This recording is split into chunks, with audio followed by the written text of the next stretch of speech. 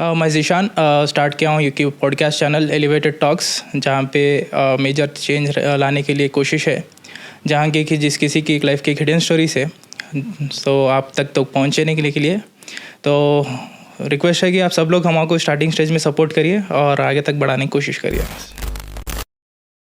दोस्तों, स्वागत है आप सबका एलिवेटेड टॉक्स के सबसे पहले एपिसोड में, जहाँ बातें होंगी खुल्ला दिल से दिल तक। और आज हमारे साथ जुड़ चुके एक ऐसे मेहमान जिन्होंने अपने काम से न सिर्फ लोगों का दिल जीता बल्कि एक अलग पहचान बनाई। आइए स्वागत करते हैं doctor Vikas sir, MBBS ortho. Good morning sir. Good morning. Thank you for inviting me for खुल्ला टॉक। और इसके बहाने जो भी आपको डाउट्स है जी, मेडिकल रिलेटेड जी या प्रोफेशनल रिलेटेड, आप मुझे पूछ सकते हो। जी, वही है। तो सर, अपना मेजर प्लेटफॉर्म यही है कि ऐसी चीज़ जो लोगों को पहुंचाए, जो लोग अवेयर नहीं है, वो पॉइंट्स अपने को अंत तक पहुंचाने का है। बिल्कुल प्लेटफॉर्म से जो लोग जो जिसकी जानकारी नहीं है वो चीजें अपनी स्टॉक से देना चाहता हूँ मैं भी, और to the point. Yes sir. लोगों को ऐसे एलिवेट, मतलब जो अपन बोलेंगे उनके माइंड में सीधा जाना चाहिए हो। सही है sir. To the point, clear and crispy जाना चाहिए। ज्यादा उसको ये नहीं करना है मुझे भी। आप पूछ सकते हो कि आपके जो कॉमन मैन की जो डाउट्स है तो आप पूछिए, मैं उसके लिए बोल देता हूँ। ठीक है। तो सर, जैसा कि सबसे पहले आप एक दूसरे स्टेट से बिलोंग करते हुए एक और आपकी स्टडीज़ दूसरे प्लेसेस में कंप्लीट करें और आपने अपनी फेलोमैनशिप भी USA से किया, तो ये जर्नी में कितना डिफिकल्ट रहता है सर कि एक ओन हॉस्पिटल भी स्टार्ट करना एक अनजान प्लेस में और एक सर्टेन स्टैचर बनाना आपका? तो अगर मेरा लाइफ स्टार्ट करेंगे अपन बचपन से जी, तो सबसे पहले मैं बिलीव रखता हूँ कि एक्चुअली 6 Gs है मेरे लाइफ में। जी, 6 Gs। अभी तो आपको 4G पता है, 5G 6G भी है। ओके।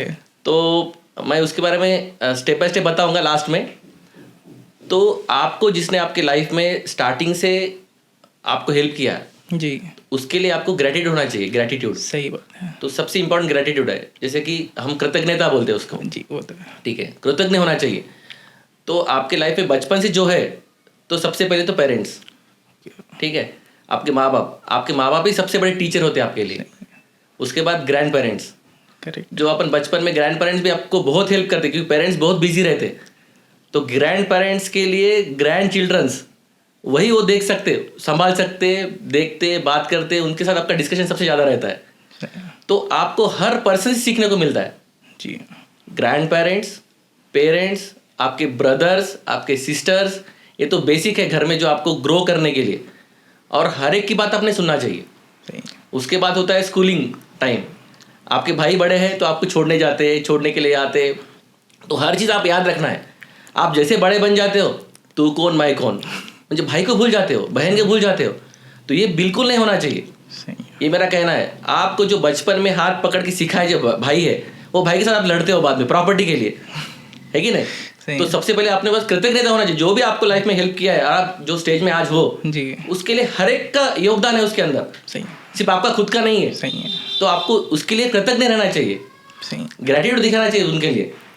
तो भाई हो, सिस्टर्स हो, बाद में टीचर का रोल आता है। सही है। जैसे आप बनते हो तो टीचर्स आते हैं बीच में। जी, टीचर्स के बाद आपके फ्रेंड्स रहते हैं। पीरियड्स। तो स्लोली ऐसा जर्नी चलते ही रहता है। तो मेरे लाइफ में तो स्कूलिंग तो हमारा हुतात्मा पानसरे स्कूल बोल के है जी, जो कि नांदेड़ डिस्ट्रिक्ट है। जी। नांदेड़ डिस्ट्रिक्ट में धर्माबाद बोल के प्लेस है, जी, जो कि आपने बासरा सुना होगा। बासर, यस यस सर। जो कि सरस्वती टेम्पल है। इंडिया में 2 ही सरस्वती टेम्पल है। ओके, पहला सरस्वती टेम्पल है वो कश्मीर में है, ओके। और दूसरा साउथ इंडिया में है, वो बासरा में है। 888। जो हमको बासर बोलते, कोई बासरा बोलता है तेलुगु के हिसाब से। Okay, okay. तो और बासर के वजह से क्या है, जो हमारा धर्माबाद जो प्लेस है, जी, तो धर्माबाद में क्या है कि जितने बच्चे पढ़ते हैं ना, वहाँ पे इतने पढ़ते बच्चे कि हमारे धर्माबाद के बच्चे आज हर जगह पे है। ओके। तो सरस्वती नगरी जो बोलते हैं, जो विद्या, तो वहीं पे ये हो जाता है। ओके। तो हमारे धर्माबाद के बच्चे हर जगह पे है, आपको मिलेंगे। अच्छा। हम बोलते हैं कि हम सरस्वती की कृपा है हमारे ऊपर, सभी के ऊपर। सही है सर।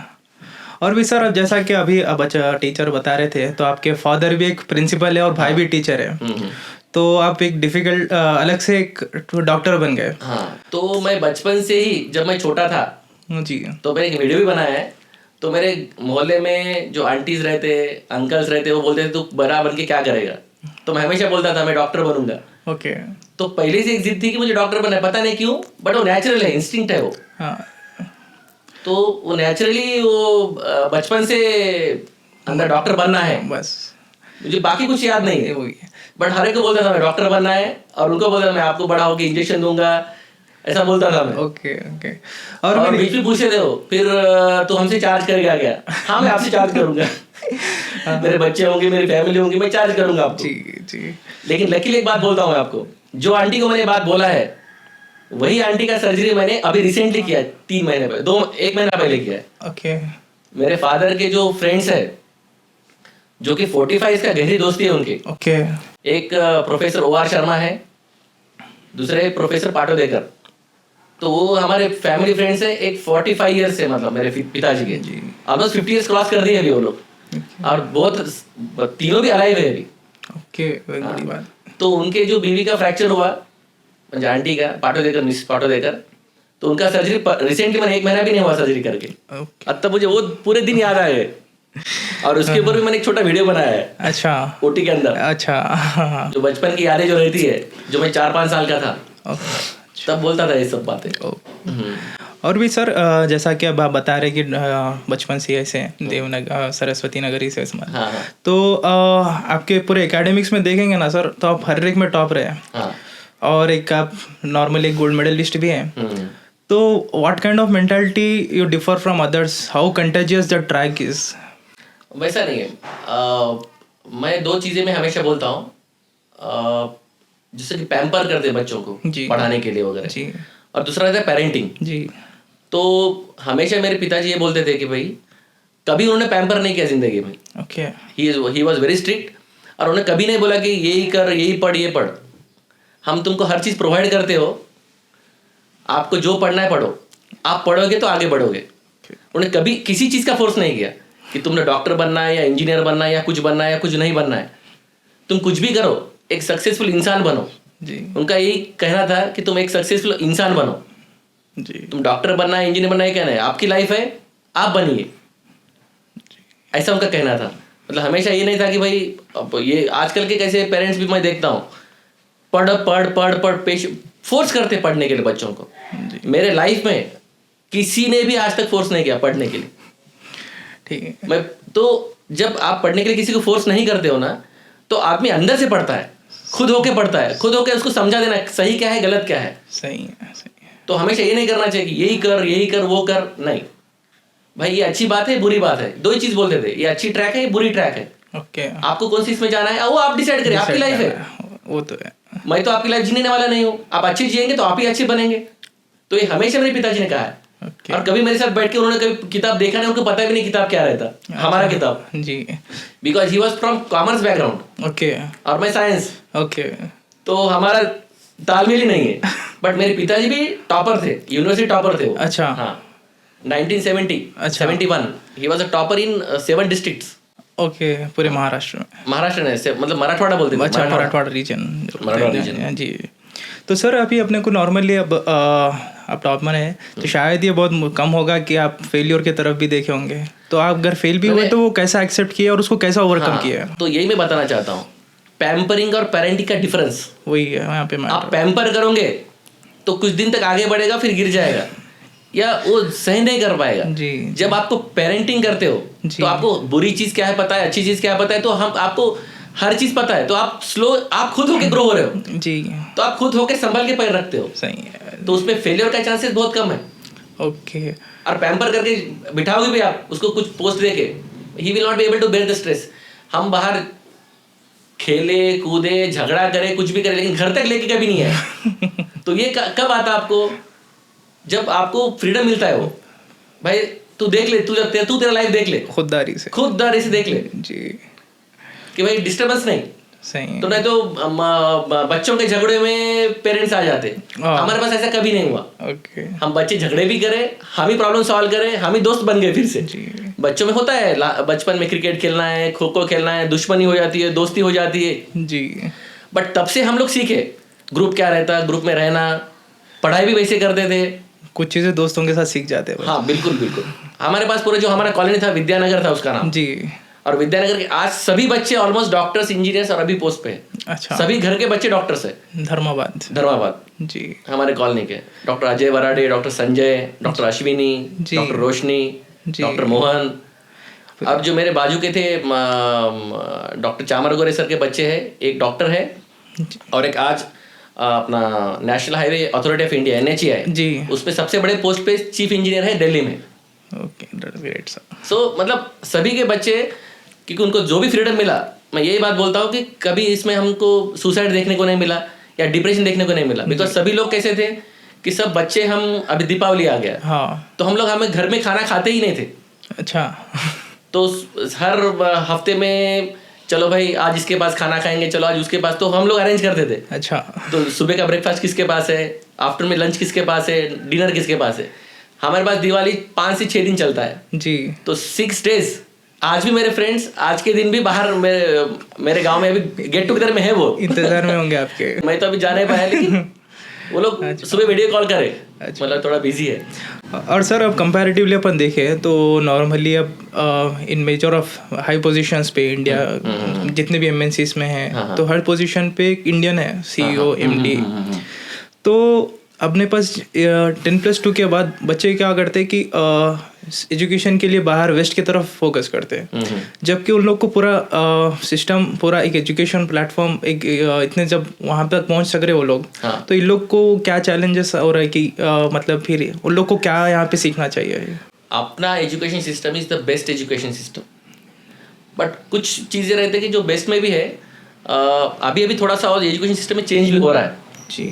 तो पहले क्या फोर्सफुली आपको एक ही स्टडी बोलते थे, लेकिन अभी उसके साथ अलाइड भी आ गया है। जैसे इंटरनेशनल स्कूल्स में है, आपको बचपन से अगर आपको खेल का इंटरेस्ट है तो खेलना चाहिए, मतलब हर चीज का भी प्लेटफॉर्म मिल रहा है अभी बच्चों को। ये तो है। हाँ, तो अभी अपना इंडियन स्टैंडर्ड किसी से भी कम नहीं, वर्ल्ड में किसी से भी कम नहीं। सही है वो तो। और अपने पास कैसा इंडियन जो सिस्टम है, अपने पेरेंट्स अपने को लाइफ टाइम देखते जी, मतलब आप हो तो आप अभी बाहर US में कैसा है कि 13-14 साल के बच्चे हो गए, जी, उनको बाहर भेज देते, सही। उन्हें खुद कमाना, खुद घूमना, सब कुछ खुद करना है।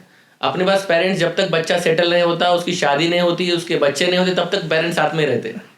तो ये जो ब्यूटी है वो आपको कहीं नहीं मिलेगा। वो तो है।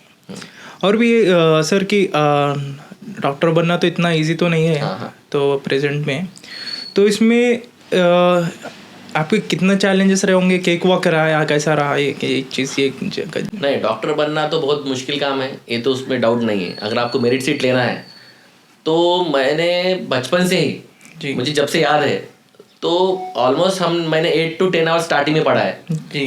8 to 10 आवर्स पढ़ना होता था, 2-3 घंटे खेलना होता था, जब तक हम 8th 9th में आए। बट 10th के बाद कंपल्सरी 16 से 18 घंटे पढ़ाई किया मैंने। 16 घंटे एवरेज पढ़ाई था हमारा ऑन एन एवरेज। जो भी डॉक्टर बनता है, मैं मेरी बात नहीं कर रहा हूँ, जो भी आज मेरिट स्ट्रीट में ले रहा है या मेरिट बन रहा है या हो रहा है जी, वो कंपल्सरी उन्होंने 16 घंटे पढ़ाई किया। 14, 15, 16 घंटे पढ़ाई के बिना वेरी डिफिकल्ट। 90% लोग, बहुत कम लोग रहता है जो कि 10 घंटे 12 घंटे में भी कुछ बने। बट एवरेज टाइम आप UPSC देख लीजिए, डॉक्टर्स देख लीजिए। डॉक्टर का तो पढ़ना UPSC से काफ़ी ज़्यादा है, वो तो है, क्योंकि आपको ये रैंक के लिए पढ़ना है, उसके बाद में MBBS को भी पढ़ना है। ऐसा नहीं कि तो आप MBBS करें तो बहुत हो गया, वहाँ पे 13-14 घंटे पढ़ना ही पढ़ना पड़ेगा। फर्स्ट ईयर डिफिकल्ट बोलते हैं, फिर सेकंड ईयर, फिर थर्ड ईयर, फिर उसके बाद PG है, उसके बाद प्रैक्टिस है। तो हर जगह आपको तो कॉन्स्टेंटली हार्डवर्क करना ही करना है, उसमें कोई डाउट नहीं है। अच्छा, ये एक आपके लाइफ का एक इंटरेस्टिंग फैक्ट है, जो कि आप एक महाराष्ट्र से बिलोंग है, तो मैडम भी जो बिहार से, एक आपकी एक लव लाइफ है, तो आप जो लव मैरिज को अरेंज किए, तो इसमें आपका ये कल्चरल डिफरेंसेस बहुत रहता है वहाँ से यहाँ पे। मैडम क्या है, यहीं से है, पली बड़ी हो, हैदराबाद से ही है। तो ऐसा मैं तो कभी लव में पढ़ा नहीं कभी जी। तो मैडम ने प्रपोज किया, तो मैंने बोला कि मेरे पेरेंट्स को पूछूंगा, वो हाँ बोलेंगे तो शादी करेंगे जी। तो ऐसा कुछ नहीं है। अभी कास्ट का डिफरेंस रहता है थोड़ा सा, बट वो भी आजकल कोई है ही नहीं जी। सभी लोग आज ह्यूमन बीइंग है, तो बहुत तरफ से एक्सेप्टेड था अच्छी तरह से, तो कोई प्रॉब्लम तो नहीं है। Okay okay.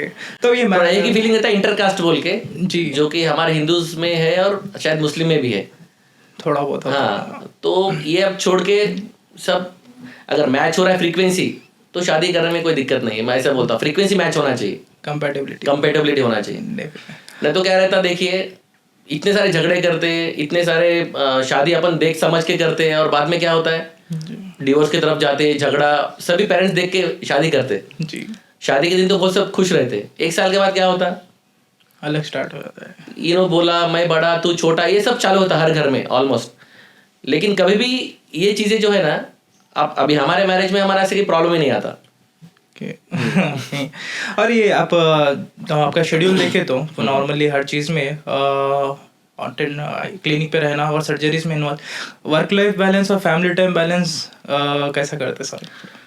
देखिए 3 चीजें में हमेशा डिफरेंस रहता है। एक तो पर्सनल लाइफ है जी, जो कि अपनी खुद की लाइफ है, जी, दूसरा फैमिली लाइफ है, तीसरा सोशल लाइफ है, सोशल लाइफ, और चौथा प्रोफेशनल लाइफ है। ये चारों आप बैलेंस करना आना चाहिए आपको। तो प्रैक्टिस में तो मैं तभी से बिजी हूँ, ऑलमोस्ट मुझे 14 से 16 घंटे यहाँ पे भी करना ही पड़ता है। जी। जब मैंने स्कूल में किया वही मैं आज यहीं पे भी कर रहा हूँ, सेम चीज़। अच्छा, तो आदत हो चुका है और वाइफ को भी वो पहले से पता है, तो she is mentally prepared. So Sunday जो रहता है यूजुअली जी, वो फैमिली के लिए रहता है। अच्छा, और कभी कभी महीने में 2 महीने वैकेशन में जाते हैं बच्चों के साथ में, जी, तो उनके साथ टाइम मिलता है। जी, और कभी सर्जरीज नहीं रहे तो भी टाइम देता हूँ मैं उनको। ओके। तो सर अभी अपने को मेजरली अभी मेडिसिनल के टाइप में आपके फील्ड के रिलेटेड कुछ क्वेश्चंस है हाँ, जो कि somewhere it is important, like कहीं ना कहीं उसके बारे में भी जानना ज़रूरी है। बिल्कुल। तो जैसा कि आप स्टार्टिंग में बता रहे थे कि बड़ा हो जाऊंगा तो पैसे चार्ज करूंगा, हाँ। तो जब बच्चे पास होके निकलते हैं एक अपनी यूनिवर्सिटी से, तो उन लोगों के माइंडसेट में क्या होना चाहिए, जैसा कि सर्विस होना है, मनी मेकिंग? तो देखिए, आपके काम पे फोकस करना चाहिए, आप बेस्ट देना चाहिए लोगों को, और हो सके उतना रिजनेबल रेट में देना चाहिए। तो आपको तो money is the by product, आप हार्ड वर्क करिए, आपको मनी कैसे भी आएगा, आपका गुडविल आपको सब कुछ लेके आएगा। वो तो है। तो आप कितने डिग्री लिए इंपॉर्टेंट नहीं है, आप गुड ह्यूमन बीइंग है कि नहीं है वो सबसे इंपॉर्टेंट बात है। आप बहुत अच्छे पढ़े लिखे एकेडमिकली, जी, आपके पास सभी डिग्रियां हैं, वो मैटर ज़्यादा नहीं करता। अगर अपना कैरेक्टर नहीं है तो कुछ नहीं है। तो दूसरा सोशल लाइफ भी, मतलब आपको किससे मिलने के बाद कैसे बोलना चाहिए, आपका गेस्चर कैसा होना चाहिए मिलने के बाद, आप पेशेंट रिसीविंग कैसा करना चाहिए। बहुत सारे लोग रिसीविंग करने को नहीं आता पेशेंट को, वो आता है रैशले बात करते, they ask for again patient. सही है। आपके पास क्यों आएगा वो? आपका रिसीविंग जब आप करते हो किसी को, तो इतनी सारी अच्छी तरह से करना चाहिए, उसको लगना चाहिए कि भाई हाँ इज अ गुड डॉक्टर। तो कहीं ना कहीं human touch is also, human touch, emotion touch matter करता है। इमोशनल टच और human touch is very very important for the patient. जी, सो आपका गेस्चर आपको ये करता है, तो आप जब भी करते हो कुछ, तो डेफिनेटली आपका जो बिहेवियर है सोशल लाइफ का। जी, जो मेरे फादर थे, he was a great social worker. Okay, वो घर में हमारे पास ध्यान कम दिए उन्होंने, बट सोशल वर्क उतना ज़्यादा था उनका कि हर एक के प्रॉब्लम सॉल्व करना हो। तो देख देख के मैंने सीखा हो कि कैसे मिलना चाहिए, कैसे बात करना चाहिए, किसी की प्रॉब्लम सॉल्व करना चाहिए। हर जगह पे कैसा रहता है कि अपन हर में हॉट को हॉट ही हो जाता है, वैसा नहीं रहता। जी, कूल काम तरीके से काम करना चाहिए, जी, कूल रहना चाहिए आदमी ने, कभी भी पैनिक नहीं होना चाहिए हर चीज़ पे। सही है। तो सर मेजरली अपने को देखे तो 10 साल पहले ये वर्ड इतना फेमस नहीं था जितना आज के ज़माने में है, क्योंकि 10th से लेके एक एजुकेशन स्कूलिंग से ये वर्ड इतना फेमस है कि स्ट्रेस। तो ये stress is like human body पे पड़ता है कि या ह्यूमन माइंड पे? दोनों पे पढ़ता हूँ जी, फॉर एग्जाम्पल आप बताता हूँ मैं आपको। स्ट्रेस 2 तरीके के, जी, एक को गुड स्ट्रेस बोलते हैं अपन, ओके, एक बैड स्ट्रेस। गुड स्ट्रेस कैसा है, आप ये प्रिपेयर करें आज पूरा जी, गुड टॉक के लिए, तो आप थोड़ा स्ट्रेस लेके काम करें, तो ये गुड स्ट्रेस है ना। बैड स्ट्रेस मतलब आप कंटिन्यू स्ट्रेस में है और आप रिएक्ट भी कर रहे हो। फॉर एग्जाम्पल, आपके कोई गाड़ी को टच कर दिया या घर में कुछ ग्लास गिर गया, फूट गया समझो, जी, तो आप क्या करते हैं, अगर दूसरे किसी से हुआ महंगा कुछ फूट गया आपके घर में, तो आप क्या करते हो, इमीडिएटली स्क्रॉल करते हो, अरे इतना महंगा था, ये क्यों किया, वो क्यों। वही कोई आपके हाथ से गिरा तो अरे कुछ नहीं होता। जी, जो बिहेवियर अपना कैसा रहता है, ह्यूमन टू ह्यूमन चेंज होता है। रिलेटिव आया और ग्लास उसी से फूटा, अपन क्या बोलते हैं, अरे कुछ नहीं बेटा आज कुछ नहीं, चलो। रिलेटिव है, कोई फंक्शन है, वही ग्लास टूटा है, जी, अलग बिहेवियर है ना। यस, वही ग्लास टूटा, आपसे हाथ से टूटा तो अलग बिहेवियर है, और कोई कुछ नहीं घर में और ग्लास टूटा तो अलग बिहेवियर है। तो इसका अलग ही इम्पैक्ट रहता है बोलो अपने पे। देखिए, आपके लाइफ में कुछ भी स्ट्रेस हो, उसको रिएक्ट मत करो। आप रिएक्ट करेंगे तो आपके अंदर फिर स्ट्रेस बढ़ेगा, तो मेंटल में तो स्ट्रेस बढ़ेगा, तो अपन हमारे लैंग्वेज में बोल रहे हैं तो कॉर्टिसोल बढ़ेगा जी स्टीरॉइड्स बढ़ेगे बॉडी के अंदर, Yes. हम कॉर्टिसोल बोलते हैं उसको। वो बढ़ेगा तो बॉडी के पूरे हार्मोनल डिस्टर्बेंस हो जाएगा। हार्मोन डिस्टर्बेंस हो गया तो किसी कॉन्स्टिपेशन होगा, हेडेक होगा, वही ये सब चीज़ें बॉडी पे इफेक्ट करेगा। तो शुगर आने का चांस है, बीपी आने का चांस है, हाइपोथायरॉइडिज्म। आजकल थायराइड क्यों कॉमन है? अननेसली स्ट्रेस लेते लोग, जो चीज़ आपको है ही नहीं उसका स्ट्रेस लेके क्या फायदा आपको लाइफ में? आप लेके कुछ फायदा है क्या? नहीं है। एक ग्लास टूटा भाई हो गया, चलो कोई बात नहीं, कोई बात नहीं बोल के छोड़ देना चाहिए। हर चीज़ को उसके पीछे लगना नहीं चाहिए। तो डोंट रिएक्ट बोलता हूं मैं कभी भी। अगर कुछ हो भी गया इंसिडेंस तो उसको रिएक्शन देना नहीं चाहिए अपन। सबसे बड़ा मिस्टेक नजरअंदाज करना भी नजरअंदाज नहीं, बस ठीक है ओके, Yes. तो एक ग्लास पानी पी जाना चाहिए। गुस्सा भी आया समझो। हाँ ज्यादातर ये भी मैं तो ये बात बोलता हूँ हमेशा, गुस्सा आने दो, जी आया तो अच्छी बात है, बट वो गुस्से में भी आप रिएक्शन मत दो। ये मेरा सेंटेंस है किसी के लिए भी। जी। तो जैसा कि मेजरली कहीं ना कहीं सुने होंगे कि गुस्सा आया तो पानी पी लो बोल के, हाँ हाँ तो रियली वर्क्स? हाँ, आप देखिए पानी पीने के बाद क्या होता है, थोड़ा टाइम मिलता है। अच्छा हाँ, टाइम मिलने के बाद क्या होता है, ऑटोमेटिकली आदमी कूल हो जाता है। okay. तब आपको जो बोलना है वो बोलते नहीं अपन, एक ग्लास इसको देना, एक ग्लास उसको देना, खत्म। तो सर गुस्सा आता है तो तो अभी अपन जैसा कि अभी major of the youth many people are working in corporate, तो सुबह 9 to 6 का शेड्यूल हो गया उन लोग का। हाँ तो somewhere they are lacking like vitamin D deficiency. हाँ हाँ कहीं ना कहीं फिर उन लोग को एक diabetic blood sugar blood levels body में कहीं ना कहीं कुछ ना कुछ एक डिफिशिएंसी हो जा रहा, या तो हो जा रहा, ऐसा नहीं है। देखिए 90% of the population is deficient in vitamin D, irrespective of anything. Because 90% लोगों को क्या है बोले तो, एक तो अपन सनलाइट में जाते नहीं, वो डॉक्टर्स हो, वो कॉर्पोरेट एम्प्लॉयज़ हो या कोई भी हो, और जो 90% जो बाहर काम भी कर रहे हैं, अपना इंडिया का स्किन है डार्क स्किन, जी सो डार्क स्किन में भी आपको विटामिन नहीं मिलेगा। Dark skin yes. दूसरी बड़ी बात, जो अपना ओजोन लेयर डैमेज हो गया है, जी, तो ओजोन लेयर डैमेज होने की वजह से क्या है कि जो विटामिन डी मिलने वाला जो क्वालिटी है, अल्ट्रावायलेट रेज बोलते हैं, तो वो भी क्वालिटी बराबर नहीं है। सो मल्टीपल फैक्टर्स है इसमें। और जो गर्ल्स जो लेडीज रहते, कोई बुर्का पहनता, कोई सनस्क्रीन लगाता, तो उनको भी विटामिन डी नहीं मिलेगा। ओके। सो मल्टीपल फैक्टर्स है आपको यहाँ पे। मतलब आप सनस्क्रीन यूज करिए, बुर्का पहनिए, एसी में बैठिए जैसे डॉक्टर्स है, या कोई बाहर काम कर लेकिन डार्क स्किन है, तो सभी को डेफिशिएंट है। प्लस ओजोन लेयर भी डैमेज हो चुका है। तो अल्टीमेटली आप बोलेंगे सर ये तो खेत में काम कर रहा है, इसको क्यों विटामिन डी कम है ना आपका क्वेश्चन। सर तो खेत में दिन भर काम कर रहा है बंदा, हाँ, तो उसको क्या है, ओजोन लेयर डैमेज होने की वजह से, और प्लस डार्क स्किन भी है, तो उनको भी विटामिन डी डेफिशिएंसी है। इसलिए 90% लोगों को विटामिन डी कमी है। ओके। हाँ, तो what best alternate we can use for that sir? तो मैं यूजुअली हो सके उतना तो सनलाइट में बैठो बोलता हूँ मैं, जी, ठीक है। अगर उससे भी नहीं आता है तो मेडिसिन आप ले सकते हो। ओके। हाँ, विटामिन डी वीकली वंस रहेगा, आप एक एक आध 2 महीने लेना है, 2 महीने लेके फिर एक आध साल बाद फिर 2 महीने लेना है। अच्छा, तो ये फॉलो करिए। विटामिन डी हर चीज़ के लिए ज़रूरत है, cardiac fitness, bone fitness, gynae के लिए, हर स्किन के लिए, everywhere vitamin D is important. और भी जैसा कि अभी majority of people are preferring like weight lifting, हाँ जिम जाना, वेट हाँ, लिफ्ट हाँ, करना, बल्कि बॉडी बनाना। हम्म। तो अपने को इसमें कार्ड और लोग ये कि वे प्रोटीन ऐसे कुछ प्रोटीन्स यूज करते हैं, तो उसमें अपने को कार्डियो एंड नेचुरल रिसोर्सेस उनके बॉडी बनाने के लिए क्या बेटर रहता है सबसे? तो मैं हमेशा ये बात बोलता हूँ कि go by natures, don't deviate from the nature. ये मेरा पहला फंडा है। मेरे ओपीडी में मैं ये बात बोलता हूँ, नेचुरली फर्स्ट ट्राई करो, फिर मेडिसिन इस्तेमाल करो। मेडिसिन हमेशा के लिए नहीं है, और मेडिसिन यूज़ भी नहीं करना चाहिए। जी, अपने बॉडी में भगवान ने हर चीज़ दे के भेजा है। कुछ जो इसेंशियल थिंग्स है वो अपन कभी कभी ले तो कोई दिक्कत नहीं उसमें, जो न्यूट्रिशन बोलते हैं हम लोग, बट मैक्सिमम चीज़ें दे के भेजा है। फॉर एग्जाम्पल, आपको एक जोर से ये टेबल का मार लग गया, जी, तो आपको पेन कितना टाइम होगा? कुछ देर के लिए होगा, उसके बाद फिर ठीक हो जाएगा। क्यों नेचुरली मतलब क्यों? बॉडी के अंदर क्या है? पेन किलर्स है, अच्छा उसका नाम एंडोर्फिन एनकेफेलिन है। आपको मार लगा, जोर से मार लगा, इंजरी हुआ, इमीडिएटली आपका थोड़ी देर में पेन कम हो जाएगा। तो नेचुरल हीलिंग सिस्टम बॉडी के अंदर हर चीज़ है।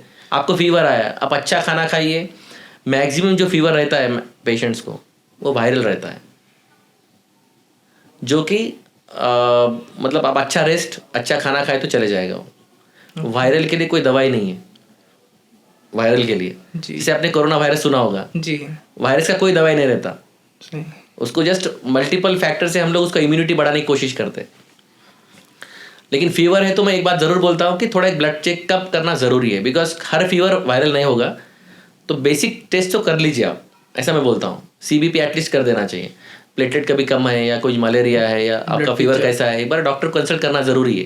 Complete don't take light for fever. एक आध दिन देखा तो ठीक है, कोई बात नहीं, जब आप लगता है कि भाई बहुत स्ट्रेस से हुआ है या ऐसा, बट फीवर कम नहीं हो रहा है तो don't take it light. Fever is also is very very important symptoms of the body. और जिम के लिए आप जब बता रहे हो तो मैं तो ये बोलता हूँ कि भाई आपको हर चीज़ डाइट में मिलता है। हाई प्रोटीन डाइट भी अपने डाइट में मिलता है। आप वेजिटेरियन है तो वेज खाइए, नॉन वेज खाइए। वेज में भी सोयाबीन के अंदर सबसे ज़्यादा प्रोटीन रहता है, जो सब वेजिटेरियन को हमेशा डाउट रहता कि सर नॉन वेज में ज़्यादा ताकत रहता है। हाँ, डॉक्टर्स भी प्रेफर यही करते हैं ना सर, कि नॉर्मली ऐसा कुछ बोन सूप या बोन आइटम्स। आप जितना वे प्रोटीन बोल रहे हो और प्रोटीन्स बोल रहे हो, मैक्सिमम सोर्स कहाँ से आता है? सोयाबीन से आता है। Okay. Soybean is the highest richest source of protein. 43 ग्राम पर 100 ग्राम को 43 to 44 ग्राम प्रोटीन्स रहता है उसके अंदर में। ओके। और नॉर्मली जो अपना नॉनवेज बोल रहे हो आप, उसमें 18 ग्राम रहता है। दाल पल्सेस में अराउंड 7 to 8% रहता है। 7% to 15% के बीच में फ्लक्चुएट होता है। दाल है, तुम्हारा राइस है, हर चीज़ में। तो अभी इसमें सर अपने को भी कभी कभी आपके पास ये केसेस आए होंगे कि आप ट्रॉमा स्पेशलिस्ट भी हैं, तो एक ही टाइम पे मल्टीपल फ्रैक्चर्स हो जाना। तो इसमें कहीं ना कहीं आपके चैलेंजिंग केस कुछ ना कुछ रहा होगा, या तो बहुत टफेस्ट कुछ ना कुछ रहेगा, या तो मेमोरेबल कुछ ना कुछ रहेगा। मेमोरेबल तो मेरा हर केस ऑलमोस्ट मेमोरेबल है जी, क्योंकि मैंने बाय चॉइस ऑर्थोपेडिक लिया है जी। तो मुझे ऑर्थोपेडिक सर्जन ही बनना था। जब MBBS हुआ तो कोई बोलने के लिए नहीं था जी। तो इस बात पे तो मेरे एक सीनियर हैं जिनका नाम मैं जिक्र करता हूँ कि डॉक्टर अभिजीत जी। तो उन्होंने बोला कि भाई वैकेंसी है आप तेलंगाना में, जो कि आंध्र प्रदेश था उस टाइम पे। उन्होंने बोला ऑर्थोपेडिक है। तो मेरे सीनियर से मैंने पूछा कि भाई मुझे क्या करना चाहिए, तो बोले ऑर्थोपेडिक कर सकते हो, जनरल सर्जरी कर सकते हो, मेडिसिन कर सकते हो, कुछ भी कर सकते हो। तो मैंने चलो भाई पता करेंगे मार्केट में क्या चल रहा है। जब मैं देखा ऑर्थोपेडिक लोग जी, तो जितने ऑर्थोपेडिक सर्जन्स हैं उनके किड्स 90% देर ऑर्थोपेडिक ओनली। अच्छा। तो और बाकी ब्रांचेस की जो मैं देखा, ऑब्जर्व किया कि भाई जनरल सर्जरी हो या कार्डियोलॉजिस्ट हो, न्यूरोलॉजिस्ट हो, उनके बच्चे फिर भी ऑर्थोपेडिक है। ऑर्थोपेडिक है तो ऑर्थोपेडिक ही है, आप मार्केट में फाइंड आउट कर सकते हो। और जो नॉन ऑर्थोपेडिक है उनके बच्चे ऑर्थोपेडिक ही है। तो मतलब मुझे तो बैकग्राउंड नहीं था कि भाई कौन सा लेना। पिताजी ने बोला था कि ये तेरा डिसीजन है, जी, मुझे क्या पता चलेगा उसमें, I am non medical, okay. आप पता कर लो। तो ऐसा मैं बॉय चॉइस ऑर्थोपेडिक बना। तो कहीं तो MBBS इंटरेस्टिंग था जी। तो इंटरेस्ट की वजह से ऐसे बहुत सारे केसेस आए तो मैं हर केस इंटरेस्ट से करता हूँ। ओके। तो इंटरेस्टिंग केस कुछ बताना है तो बता भी सकता हूँ। जी, एक आध बता सकते हैं। तो ऐसे तो बहुत केसेस है बताने के लिए, बट मैं एक केस ज़रूर बोलता हूँ। एक इंजीनियरिंग का बच्चा था जिसका नाम था राहुल, जो कि BHL के टाइप रहते थे, और मियाँपुर BHL। ओके। और उस टाइम पे उनका फ्रैक्चर हुआ, एक गाड़ी ने डायरेक्ट उनको हिट किया, उनका पैर पूरा टॉप टू बॉटम फ्रैक्चर हो गया। मतलब फ्रैक्चर्स तो मैंने बहुत देखा है, बट वैसे फ्रैक्चर्स बहुत रेयरली आते हैं। जी। इतना पीसेस हो चुका था, मतलब कि मेरे पास उसका एक्सरे भी है, तो हर चीज़ ऐसे पीसेस हो चुका था, tibia and femur and top to bottom. ऐसा नहीं कि एक जगह पे टूटा था। जी। मैं इसलिए जिक्र कर रहा हूँ पेशेंट का। तो वो पेशेंट सबसे पहले गए मल्लारेड्डी तब नारायणा था जी। उस टाइम पे, 2013 की बात कर रहा हूँ मैं आपको। अच्छा। सो उस टाइम पे वो गए वहाँ पे, तो उन्होंने वहाँ पे देखा, उनके पेरेंट्स ने बोला कि बहुत सीरियस है, हम यहाँ पे नहीं कर सकते, you go to Apollo hospital. तो अब डॉक्टर रविंद्र बोल के थे संगारेड्डी में, उन्होंने बोला कि नहीं मैं बात करता हूँ, doctor Vikas is good surgeon and मैं उनसे बात करता हूँ। तो उन्होंने मुझे कॉल किया, मैंने फ्रैक्चर देखा तो हाँ फ्रैक्चर तो बड़ा है बोल के बोला मैंने उनको। तो वो डॉक्टर बोला कि नहीं भाई, वो उनके पेरेंट्स बोले जिनका नाम प्रसाद है, मिस्टर प्रसाद जो अभी भी है, तो उन्होंने बोला कि संगारेड्डी जाएंगे, संगारेड्डी। तो संगारेड्डी बोलने के बाद वो बोले कि वहाँ के डॉक्टर्स बोले नहीं संगारेड्डी, ये पेशेंट मैं यहाँ से अपोलो भेज रहा हूँ, आप संगारेड्डी जा रहे हो, मर जाएगा आपका patient, he will die because BP is not maintaining, वो दवाई पे चल रहा है और उसका बीपी नहीं है, कंपाउंड फ्रैक्चर है, आप इधर जाना है तो इधर जा रहे हो, आप रॉन्ग चीज़ कर रहे हो। तो उनकी मदर रोने लगी, आप कहीं भी जाओ अच्छे बच्चे को बचाओ बोल के। तो प्रसाद सर ने थोड़ा डेयरिंग किया, उनके पिताजी ने, नहीं कुछ भी होने दो, मेरे बच्चे को मैं वहाँ पे लेके जाता हूँ। वो मेरे पास आए, मैंने उनका देखा, मैंने उनको हाई रिस्क बोला, मैंने बोला कि भाई अपना कोशिश करना पड़ता, डिफ़िकल्ट तो है, आपको तो पता है, मैं अभी ज़्यादा बोलने की ज़रूरत नहीं, आपको डॉक्टर ने ऑलरेडी बोल चुके हैं जी। तो पूरे पीसेस है और very few patients will have like this, very few, मेरे लाइफ के मैं बता रहा हूँ, वेरी फ्यू। वैसे एक्सरे देखे तो आपको इतना बड़ा फीमर बोन है और आपको टॉप टू बॉटम फ्रैक्चर है और टीबिया भी फ्रैक्चर है, उसका टीबिया फ्रैक्चर है, फीमर फ्रैक्चर है, इसको हम लोग फ्लेल लेग बोलते हैं जी। ठीक है, फ्लेल नी जॉइंट। तो एक्सीडेंट फ्लेल मतलब ऊपर टूटा नीचे टूटा तो नी जॉइंट खाली रहता है, फ्लेल नी जॉइंट बोलते हैं हम उसको। तो एक्सीडेंट की वजह से हुआ, तो ओवर स्पीड, तो ओवर स्पीड नहीं, उसको दूसरे ने आके मारा, ओके, उसकी कोई गलती नहीं, वो खड़ा था, उसको दूसरे ने आके मारा, कार ने आके मारा। हाँ, तो फिर उसको मैंने क्या किया कि नियर अबाउट 10 ब्लड लगाए मैंने उसको 10 सर्जरी के पहले, 8 दिन आईसीयू में था, उसको सभी तरह से ब्लड ट्रांसफ्यूजन करके पेशेंट सेटल करके, एज ही वॉज वैश्यास, उसको एनेस्थीसिया भी नहीं आ रहा था, 2 एनेस्थीसिया डॉक्टर ने उनको कंटिन्यू एनेस्थीसिया दिया जी, एपिड्यूरल दिया, स्पाइनल दिया, anaesthesia was not coming. So ultimately anaesthesia आ गया। फिर मैंने 2 सेटिंग में सर्जरी किया उनका। पहला सेटिंग में फीमर किया, पूरे पीसेस मैंने ओपन किया, लिटरली ओपन किया, और हर पीस मैंने ऐसे हाथ से बिठाया। उसके साथ में एडिशनल बोन ग्राफ्ट, एक्चुअली वो स्टडीज़ में था उस टाइम पे, तो बोन ग्राफ्टिंग यूज़ करना बोल के था। इतने पीसेस है और इतना इंजुरीज है, तो मैंने प्राइमरी सेटिंग में उनको बोन ग्राफ्टिंग भी कर दिया, आर्टिफिशियल बोन ग्राफ्ट। अच्छा, फीमर में भी किया और बाद में मैंने टीबिया में भी किया। और आई वॉज होपिंग कि ये साला 1 साल तो हड्डी नहीं जुड़ेगा, बिकॉज सभी पीसेस है, क्योंकि मेरे इतने साल का एक्सपीरियंस में मैंने बता रहा हूँ कि हड्डी जल्दी जुड़ता ही नहीं है। और बाय गॉड ग्रेस कि वो 3 महीने में जुड़ गया हड्डी। It was unbelievable for me also. उसका एक्सरे देख के कोई भी नहीं बोला कि उसको, इवन मल्लारेड्डी में बोले कि आपको 1 साल पक्का लगेगा। And he was a final year student for engineering, उसको एग्ज़ाम भी था। तो लकीली वो उसको 3 महीने मिले जी, वो पढ़ाई किया, उसने उसमें 3 महीने में चलना शुरू कर दिया, एग्ज़ाम दिया, छुट्टियाँ 3 महीने मिले तो अच्छी पढ़ाई किया उसने, तो उधर का भी एग्ज़ाम पास किया वो यूएस का। और जैसे इधर का एग्ज़ाम हो गया उसका इंजीनियरिंग का, वो बंदा अभी यूएस में है। ओके, तो आज ऑलमोस्ट उसको 10 साल हो गए, राहुल नाम है उसका। और बहुत सारे गिफ्ट्स भी मुझे वहाँ से उसने भेजा है। अच्छा, मेरा एप्पल आई वॉच उसने भेजा, बहुत सारे फ़ोन्स भेजा उसने, लैपटॉप भेजा उसने मेरे लिए। जी। और ये जैसा कि एक्सीडेंट बोल के बता रहे थे, तो इसी में अपने को एक गुड समरिटन कह के भी एक है जो गवर्नमेंट की तरफ से, गुड समरिटन, मतलब समझ में नहीं है। गुड समरिटन जो एक्सीडेंट होने के टाइम पे कोई नॉर्मली कोई सिटीजन उस टाइम पे गोल्डन आवर, हाँ गोल्डन आवर में लेके अपने को हॉस्पिटल को लेके जाके पहुंचा था, तो उसको कुछ ना कुछ गवर्नमेंट की तरफ से 5,000 हाँ ये किया है, नई पहल की है। तो क्या ऐसा एक्सीडेंट को कोई देखा तो पहले लोग डर ही जाते थे, अरे मैं लेके जाऊंगा, कुछ उसको हो गया तो साला मेरे ऊपर आ गया पूरा। फिर और अपना सिस्टम भी ऐसा है, जो लेके जाता उसी को पुलिस सब क्वेश्चन पूछता, तू वहाँ पे क्या कर रहा था, तेरा आईडी दे दे, तेरा ये दे दे, उसको समन मिलता है। जी, मेरा ऐसा एक इंटरेस्टिंग केस है जी। एक बंदा सर्जरी मतलब ट्रॉमा मेरे पास आया, मैंने उसका सर्जरी किया।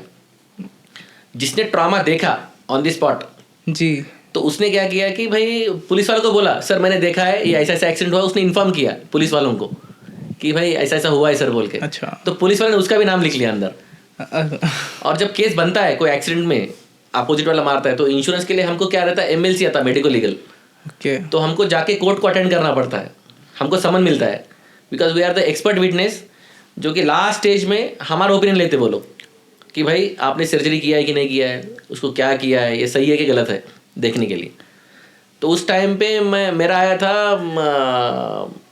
यहाँ पे शंकरपल्ली के बाद में चेवेला।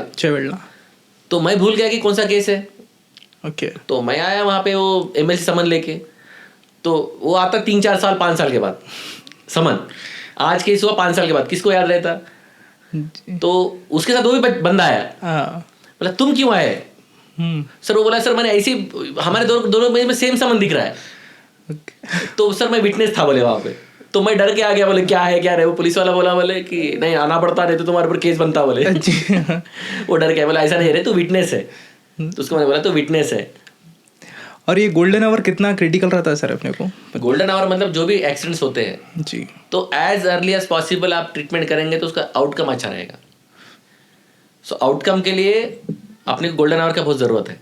अच्छा, आप जो भी जितना जल्दी हो सके उतना नियरेस्ट टर्शरी केयर सेंटर या सेकेंडरी टर्शरी जो भी है, जो भी नियरेस्ट हॉस्पिटल है वहाँ पे जाके प्राइमरी एड करना। उसका एयरवे ABCD हम लोग बोलते हैं, एयरवे है, ब्रीदिंग है, सर्कुलेशन है, वो रिस्टोर करना है एज अर्ली एज पॉसिबल। आप करेंगे तो पेशेंट सर्वाइव कर सकता है। ओके। आजकल देख रहे हैं ना आप लोग, वो पूरा सिखा रहे हैं आजकल, पंपिंग कैसा करना चाहिए, CPR सिखा रहे हैं, कार्डियोपल्मोनरी कहाँ पे कैसे करना चाहिए। और मोस्ट ऑफ द केसेस में CPR का सक्सेस भी बहुत ज़्यादा रहता है। क्योंकि कभी कभी क्या होता है कि आप जब भी कार्डियक अरेस्ट में चले जाते हो, कोई भी इंजरी सडन हो जाती है, तो वैगल स्टिमुलेशन से कार्डियक अरेस्ट में जाते हैं लोग।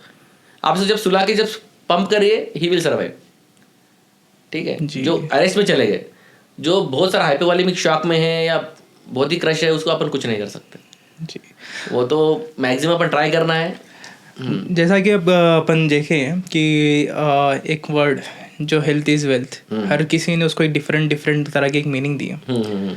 तो what actually is like wealth in health के बारे में? मैं तो एक बात बोलता हूँ कि हर बंदा अपने पास बैठे वाला भी वो बिलियनियर मिलियनियर है बोलता हूँ मैं। आप इस पे बिलीव कितना करते हो? आप, मैं बोलता हूँ आप बिलियनियर है या मिलियनियर है, आप क्या कहना आपका इसके ऊपर? अब अपने को ही मैं आपको बोलता हूँ कि आप बिलियनियर है, या बिलियनियर भी बोल सकता हूँ जी। कैसे? बस आपका मानना है? वो मानना नहीं है, ये फैक्ट है। कैसे प्रूव करना है? अगर आपने बोला कि आप बिलियनियर है, सर मेरे पास क्या है, सर कुछ भी नहीं मेरे पास।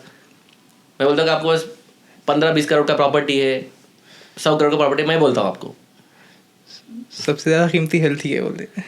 वैसा नहीं, आप देखिए ऊपर वाले ने जब आपको भिजाया है ऊपर से, तो आपका ऑर्गन, हर ऑर्गन कितना कीमती है, कितना कीमती है? ब्रेन कितना है, हार्ट कितना है, किडनी कितना है, लीवर है, लंग है, हर ऑर्गन का अपना अपना इंपॉर्टेंस है।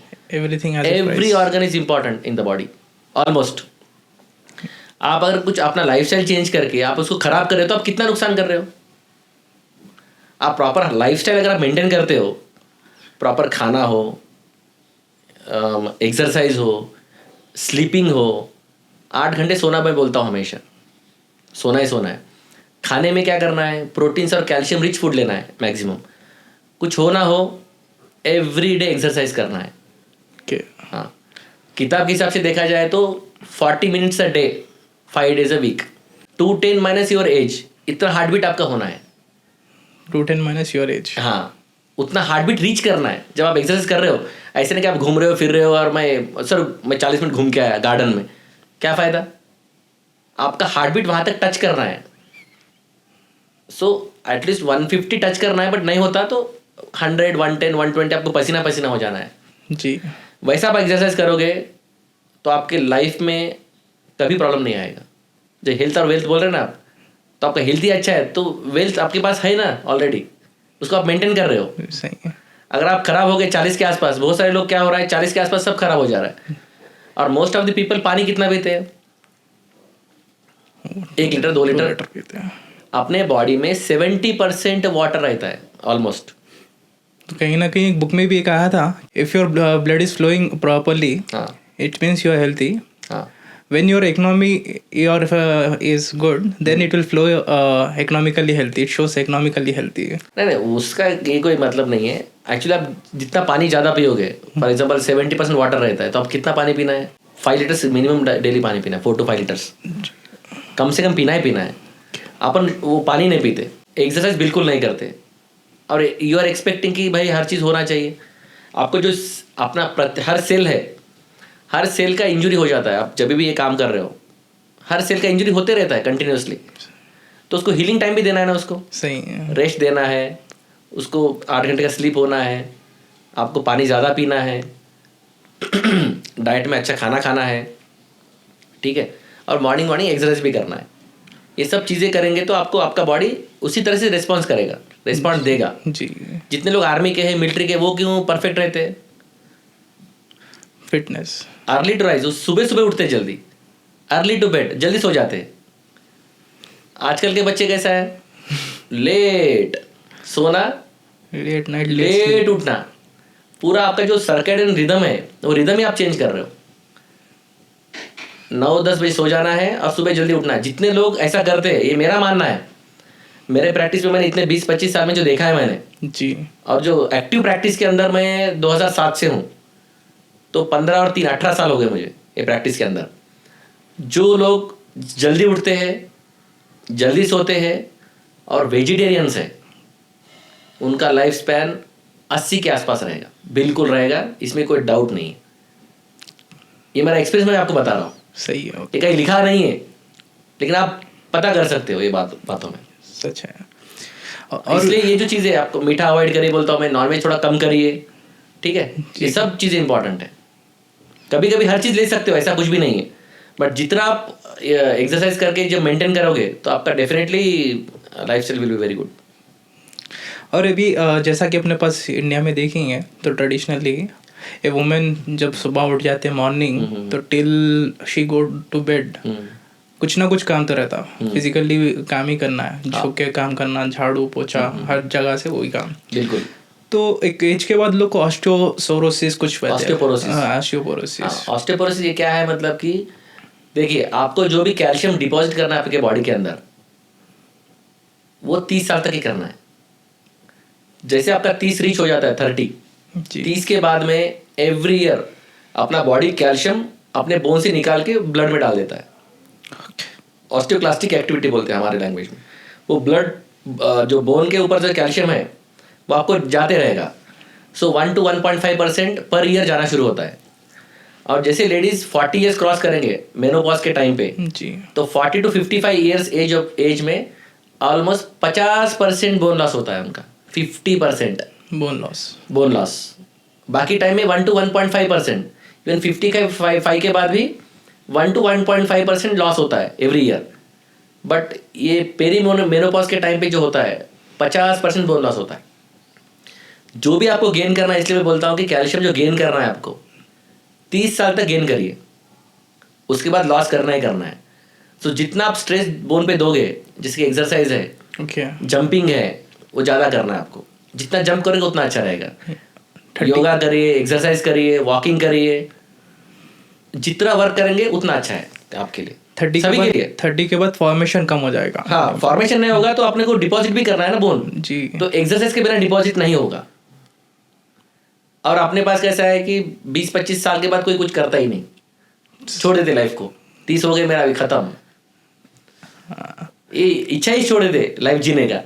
बाकी लोग देखिए, बॉलीवुड हो, टॉलीवुड हो, वो लोग 60-70 तक एक्सरसाइज करते हैं। Dedicatedly they will give 1 hour for their exercises. और कॉमन मैन करता ही नहीं, जो कि करना चाहिए एक्सरसाइज। और एक जैसा कि अभी माइग्रेशन होता है लोगों का, या तो कुछ पढ़ाई के नाम पे, या तो कुछ नौकरी के नाम पे कहीं गांव से शहर चले जाते हैं। एक सर्टेन एज के बाद पेरेंट्स भी एक ओल्ड एज हो जाते हैं, एक एज तक हो जाते हैं। वो टाइम पे उन लोग को और कुछ ना कुछ मेडिसिन की ज़रूरत रहेगी, या तो कुछ हेल्थ का कुछ कंसर्न रहेगा। तो वो टाइम पे उनके चाइल्ड्स अवेलेबल नहीं रहते वो टाइम पर। तो ये लोग उनके वो अपने लिए, वो पेरेंट्स क्या करना चाहिए हेल्थ के लिए प्रॉपरली मेंटेन करने के लिए? देखिए, अपना जो सिस्टम है इंडिया का, वो कैसा है कि अपन जॉइंट फैमिली में रहना चाहिए सबसे पहली बात। नहीं तो पेरेंट्स बच्चों के साथ रहना चाहिए, वो सबसे इम्पोर्टेंट है। बिकॉज आप 60-70 तक सबको ओल्ड होना ही होना है। वो तो है। आप जब दुनिया में आए हो तो you are guest on the planet बोलता हूँ मैं। आप ऐसे अपन जीते लाइफ कि सर आपको 1000 साल जीना है, मेरा मेरा मेरा मेरा बोल के जीते हो। क्या है अपना? आप प्लैनेट पे आए हो, कुछ दिन रहना है, चले जाना है, किसी को भी रुकना नहीं है। लेकिन अपना प्लानिंग जो बनाते हैं अपन, मुझे 100 साल नहीं भाई, मुझे 1000 साल जीना, ऐसा प्लानिंग रहता है अपना, ये करना है, वो करना है, वो करना है। तो 100 साल की लाइफ में आप विजिटर हो इस प्लानट पे, तो जितना आपको लाइफ मिला है उसको ग्रेसफुल टू द गॉड बोलना है। वो तो है। You are very graceful.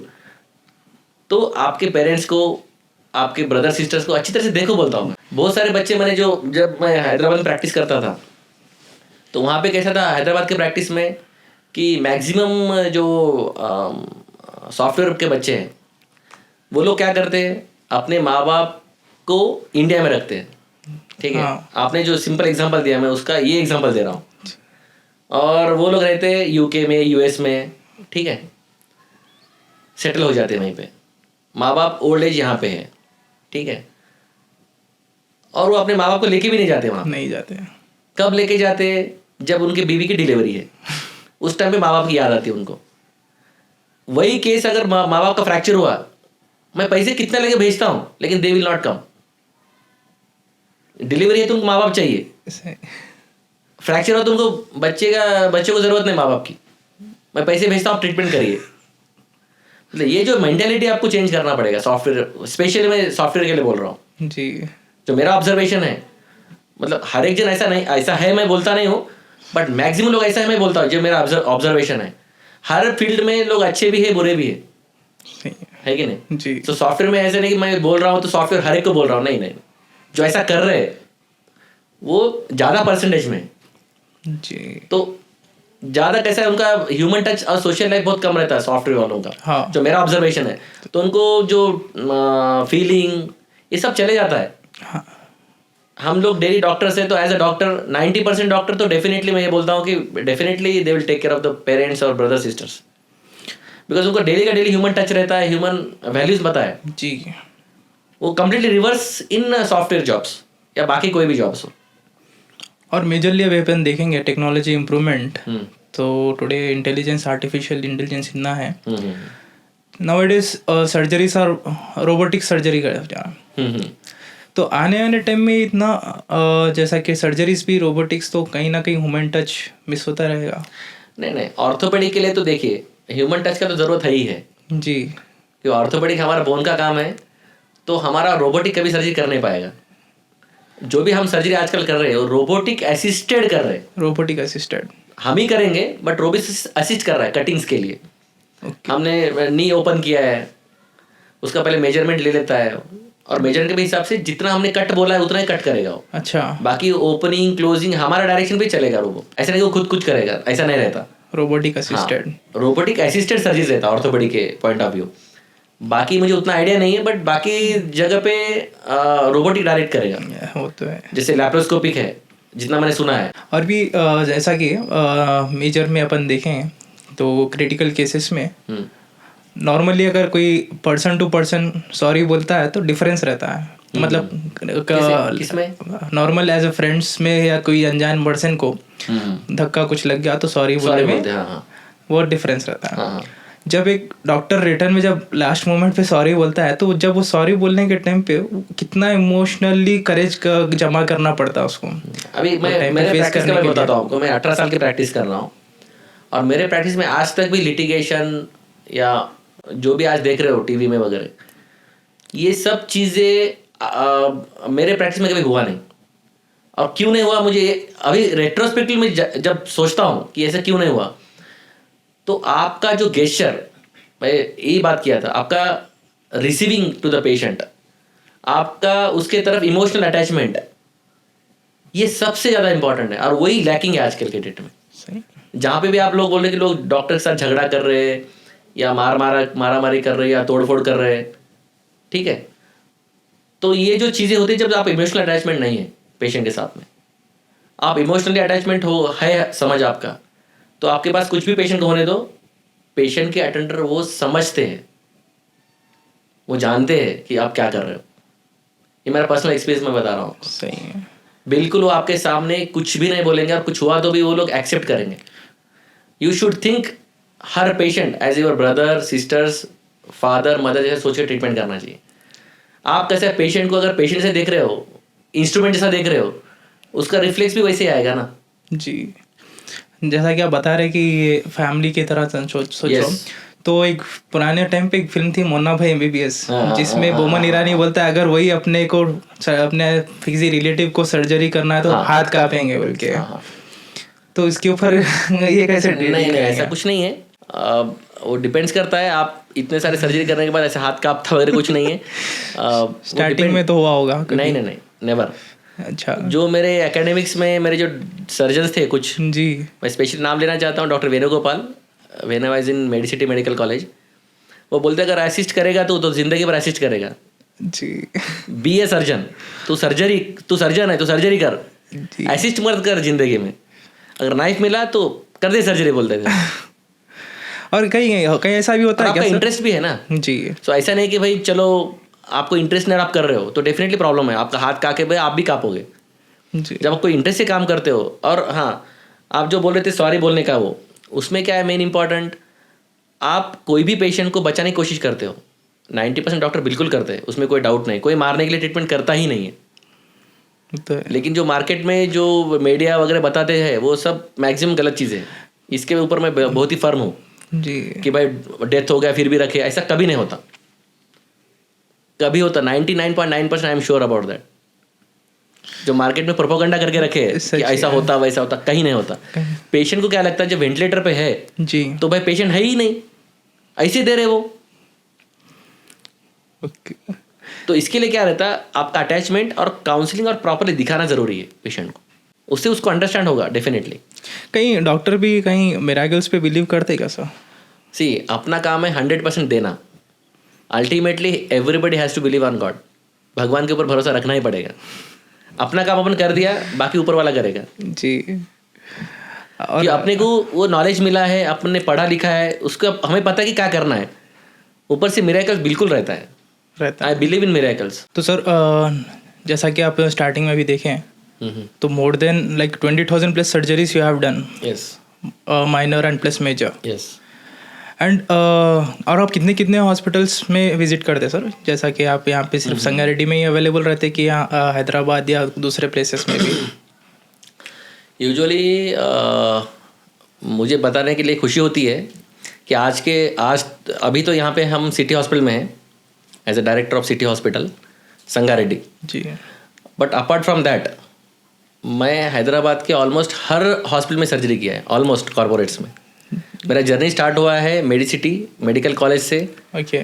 वहाँ से स्टार्ट हुआ, फिर care hospital Nampally, Apollo Secunderabad, बाद में ये लाइन पे पूरे अपने हैं उप्पल साइड में जी जी।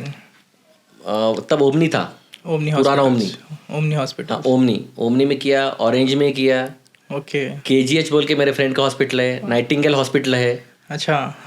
डॉक्टर अग्रवाल सर का एक हॉस्पिटल है वहाँ पे जी। ओल्ड सिटी में। ओके। उसका नाम कुछ तो भी है, मैं भूल गया। फिर यहाँ पे इधर आए तो सनशाइन किम्स गच्चीबौली, वहाँ पे मैंने बहुत सारे सर्जरीज किया है। सिटीजन हॉस्पिटल में किया है, PRK चंदानगर जी। उसके बाद श्रीकरा, अर्चना, उद्भवा, सिटी न्यूरो सेंटर, सारे हॉस्पिटल। हाँ, ओमनी, अमोर, इधर पटानचेरू में ध्रुवा था, ध्रुवा में भी किया है मैंने सर्जरीज। अमेधा में किया है सर्जरीज, अमेधा पटानचेरू में जी। सो ऐसे बहुत सारे हॉस्पिटल मैंने सर्जरीज किया है, तो ऑलमोस्ट सभी हॉस्पिटल मैंने कवर किया है मैक्सिमम, ऑल ब्रांड्स कवर किया है। तो अभी भी विजिटिंग कंसल्टेंट हूँ। अगर कोई सर्जरी है मेरा हैदराबाद में तो मैं सुबह जाके वहाँ पे सर्जरीज करता हूँ, मॉर्निंग 8-9 o'clock से 12 o'clock तक। उसके बाद 1 o'clock से नाइट 10 तक संगारेड्डी में करता हूँ प्रैक्टिस। अच्छा सर, एक सेंसिटिव टॉपिक है अपने को, जहाँ की एक मोर number of youth people like Gen Z involve है उसमें, समझिए। जैसा कि ड्रग्स, कि कई बच्चे इसमें इन्वॉल्व होके पढ़ाई के इंजीनियरिंग ग्रेजुएशन के टाइम से ही स्टार्ट कर देते हैं। उन लोग छोड़ना चाहेंगे वो तो भी वो टाइम पे नहीं आते। उनका रिहैबिलिटेशन के लिए कुछ कैसे क्या उन लोग? पहले तो मैं ड्रग्स के बारे में बताऊंगा कि ड्रग्स की आदत लगना ही नहीं चाहिए। तो स्टार्टिंग के स्टेज में जो पेरेंट्स का थोड़ा इन्वॉल्वमेंट ज़रूरी है। जो पंजाब है ओनली ड्रग के वजह से पंजाब पूरा बर्बाद हो गया है, ये सबको पता होने वाली बात है, मैंने पता बात है ऑलरेडी। तो उनका एक जनरेशन पंजाब का ओनली ड्रग्स की वजह से चले गया। अभी आई थिंक काफ़ी अच्छा है अभी पंजाब में भी, क्योंकि वहाँ के जो ट्रक ड्राइवर्स आते हैं जी, तो मैंने उनको देखा है कि वो लोग बोलते हैं सर इतना पेन हो रहा है, बॉडी पेन्स, सर मुझे कुछ तो इंजेक्शन दो आप। और तब मुझे पता चला कि हाँ बाबा पंजाब इतना एग्रेसिवली ये हुआ है। और हमारे अभी जो चीफ मिनिस्टर रेवंत रेड्डी साहब, वो इतना अच्छा एग्रेसिव कदम ले रहे हैं उसके ऊपर, ड्रग्स और नारकोटिक्स के ऊपर। तो हर जगह पे इलीगल हो, इसलिए ढाबे जल्दी बंद हो रहे हैं। ठीक है, ढाबा जल्दी क्लोज करने का रीज़न भी वही कि रात के टाइम पे वो चला रहे। जी, स्कूल के बाहर भी थोड़ा सा ये होना चाहिए। अंदर से पूरी बॉडी खोखला हो जाती है। हाँ हाँ बिल्कुल बिल्कुल। अगर आप ड्रग्स लेते हो, अपने बॉडी में कैसा रहता है कि थोड़ा लैंग्वेज में समझाता हूँ आपको, यमन यन रिसेप्टर्स रहते हैं, मस्करिनिक बोलते हैं, निकोटिनिक बोलते हैं हम लोग। सो मस्करिनिक 80% रहते हैं फॉर एग्जांपल, निकोटिनिक 20% रहता है। तो जब आप कुछ एडिक्ट हो जाते हो तो रिवर्स गेम हो जाता है उसका, यम का यन बनता है, यन का यम बनता है। सही है। जब आप यन ज़्यादा हो गया आपकी बॉडी में तो ये नहीं चाहिए ना। तो कुछ पल के लिए, कुछ देर के लिए उन लोग के लिए उसमें रिलीफ दिखता वो एमएन एंड में। नहीं, ड्रग एडिक्ट में क्या रहता है कि उसको कुछ पता नहीं चलता वो क्या कर रहा है। बस अपने को लगता है वो ह्यूमन बीइंग है, बट वो नहीं है। उस टाइम पे उसको जो कर रहा है वो सही लगता है उसको, और आप पर उसके साथ बहस करके फायदा नहीं है। उसका जितना डी एडिक्शन करना है करो। और पहली बात है कि आदत लगना ही नहीं चाहिए, ऐसा देखना है।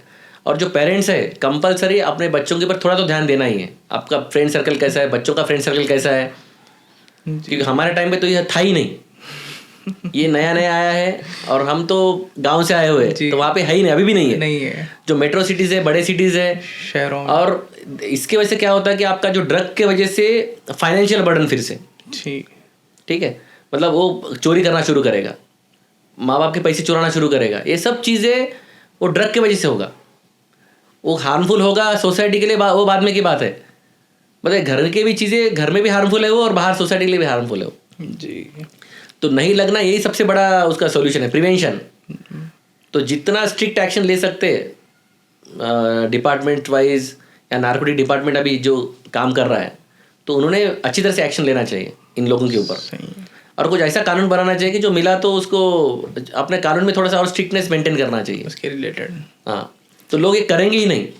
जो हो गया तो उसको तो अपन डी एडिक्शन सेंटर में डाल दीजिए, बट जो नहीं होना चाहिए उसके लिए स्ट्रिंजेंट एक्शन लेना चाहिए। और पेरेंट्स का भी इन्वॉल्वमेंट उतना ही करना चाहिए कि पेरेंट्स भी अपने बच्चों के लिए थोड़ा सा केयरफुली रह के, उनका सर्कल कैसा है, फ्रेंड सर्कल कैसा है, थोड़ा उसके भी जानकारी रखना ज़रूरी है। कॉलेज में क्या हो रहा है, स्कूल में क्या हो रहा है, स्कूल के बाहर क्या चल रहा है, ये सब देखना ज़रूरी है। आपको कैसा है, किसी भी चीज़ में किसी भी फॉर्म में कोई दे सकता है, उसको एडिक्ट बना सकता है बच्चों को। और बच्चों को इजीली टारगेट रहते हैं, बच्चों क्या निष्पाप रहते हैं, उनको कुछ पता नहीं चलता। 14-15 साल तक उसको कुछ भी पता नहीं चलता।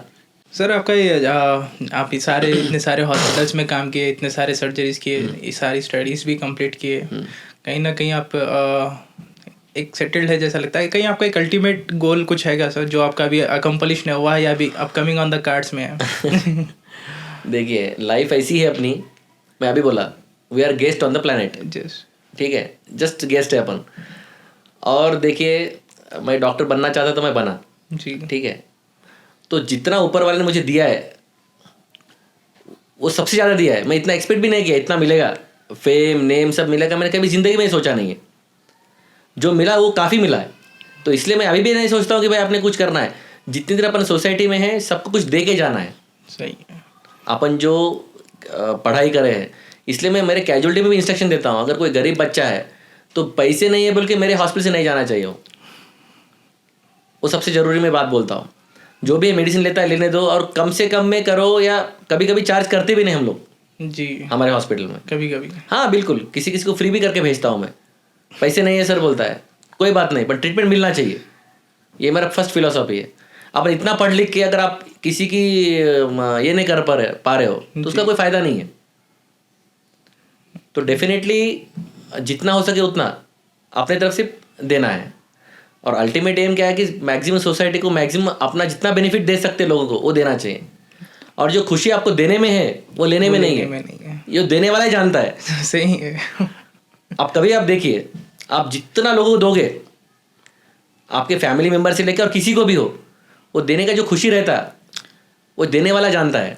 वो तो है, वो खुशी कहीं नहीं मिलेगा आपको। और लोग इसको जानते ही नहीं, मैक्सिमम लोग देना ही नहीं चाहते किसी को कुछ। सही। और जब आप देते जाओगे तो आपको भी ऊपर वाला छप्पर फाड़ के देता है किसी भी चीज़ में। ये मैं मानता हूँ इस चीज़ के लिए। आप सबको देते जाओ और एक दिन ऐसा आएगा कि सब मिलके आपको देते। और यही मेरे साथ हुआ है। जो आप बोले कि सर आप महाराष्ट्र से आके यहाँ पे कैसे सेट हो गए, यहाँ पे कोई मेरा रिलेटिव है क्या, यहाँ पे कोई मेरा पहचान का है क्या, कोई नहीं है, बट एक से एक जुड़ते गए। जैसे प्रसाद बोला मैंने आपको जी, वो ऐसा बन गया, मेरा फैमिली मेम्बर बन गए।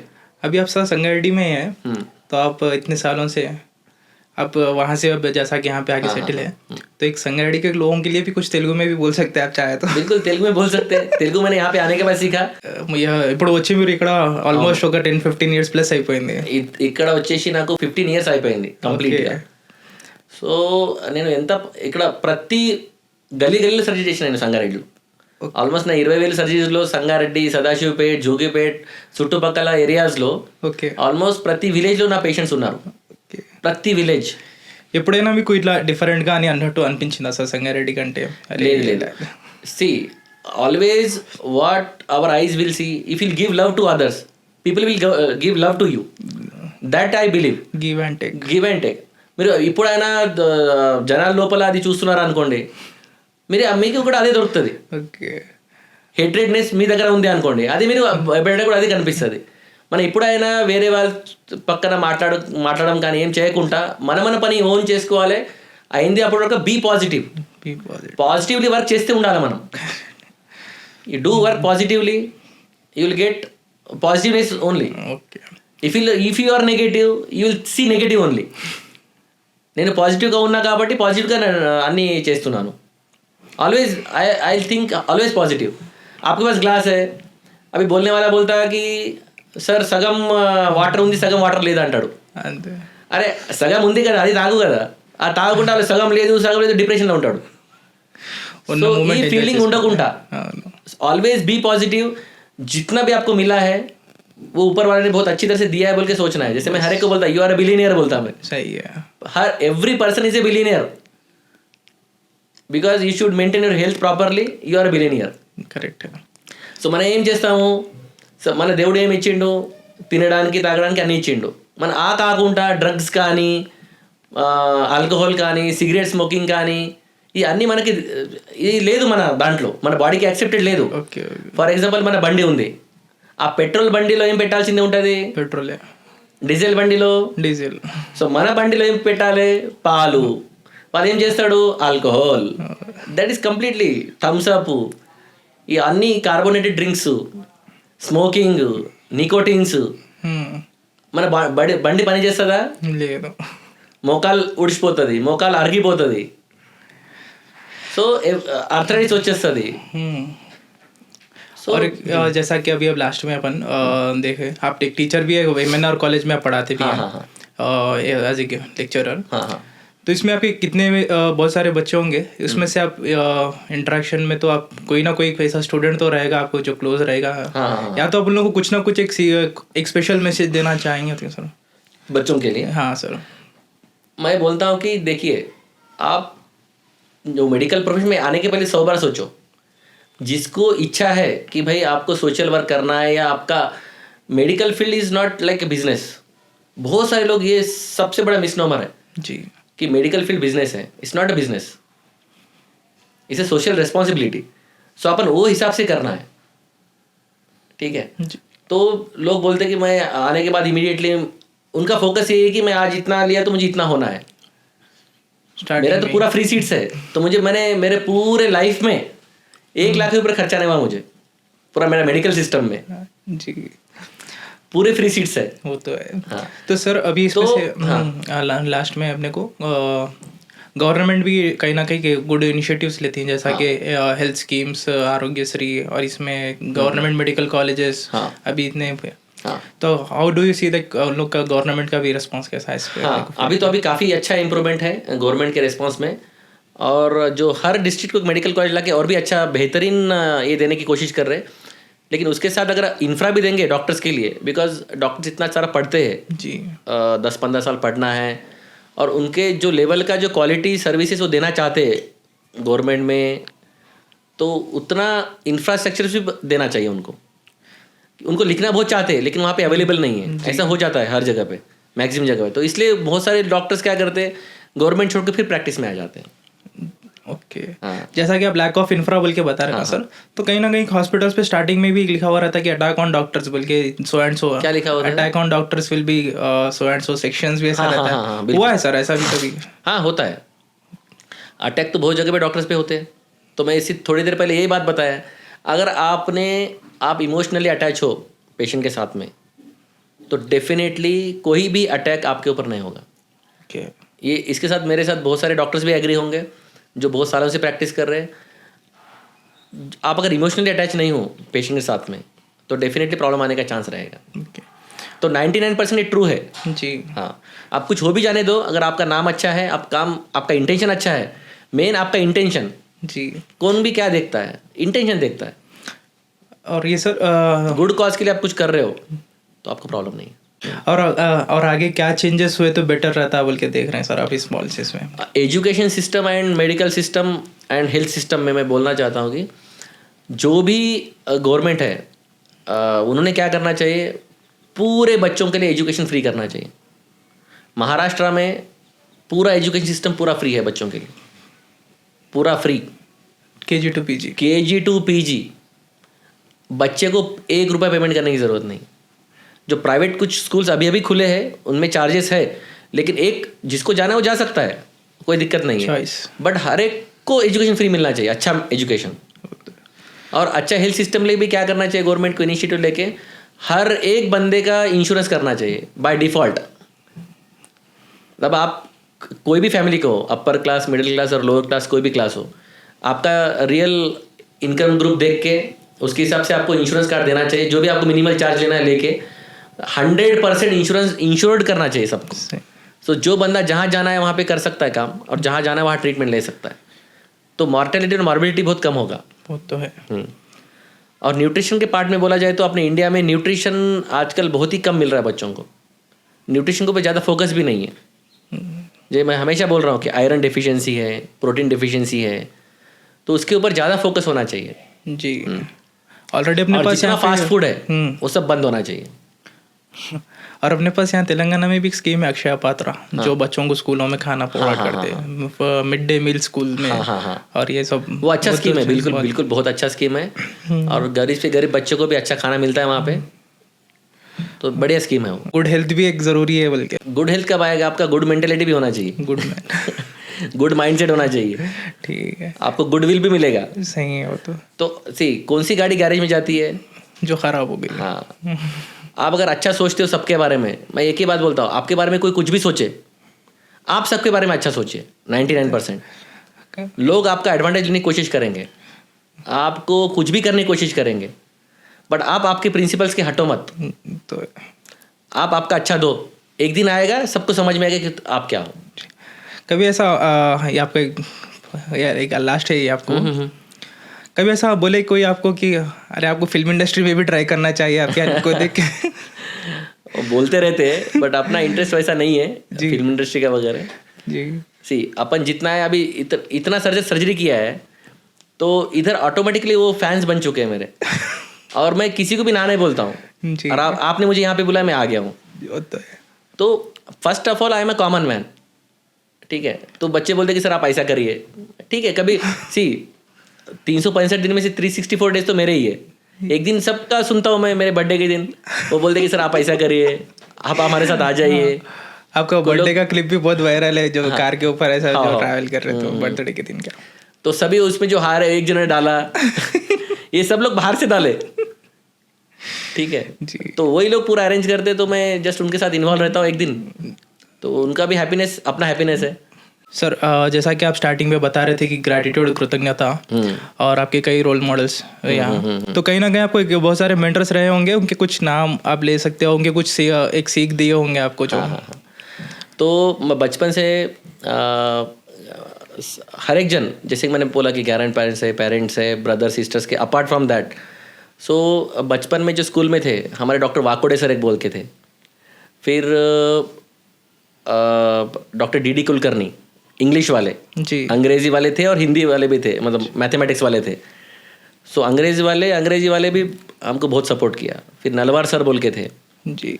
फिर उनका बेटा योगेश नलवार। और मैं एक अच्छी बात बताना चाहता हूँ कि मैंने मेरे पूरे लाइफ में कभी भी ट्यूशन को गया नहीं हूँ। ट्यूशन मैंने कभी गया ही नहीं हूँ ट्यूशन के लिए जी। जो स्कूल में पढ़ाते थे मैं खुद पढ़ता था आगे। अच्छा। जो आजकल ट्यूशन का फैड लगा के दिन भर बिजी रखना है। स्कूल में हर चीज़ पढ़ाया जाता है, अपन क्या पढ़ना है वो पढ़ के जाता था। Revision homework. हाँ बस। तो ट्यूशन मुझे पता ही नहीं है मेरे 10th तक। जी। उसके बाद तो 11th-12th का भी ट्यूशन था ही नहीं उस टाइम पे। जो मेरा MGM अहमदपुर में हुआ। ओके। जो कि उस टाइम का बहुत बड़ा ये था कि वहाँ पे हमारे 400 बच्चे थे, 400 में से 300 बच्चे डॉक्टर बन गए, 400 में से 300 डॉक्टर्स, 100 IIT में। IIT। तो इतना अच्छा इंस्टीट्यूट था वो, मतलब कि हर बच्चा डॉक्टर या इंजीनियर बनता ही था वहाँ पे गए तो।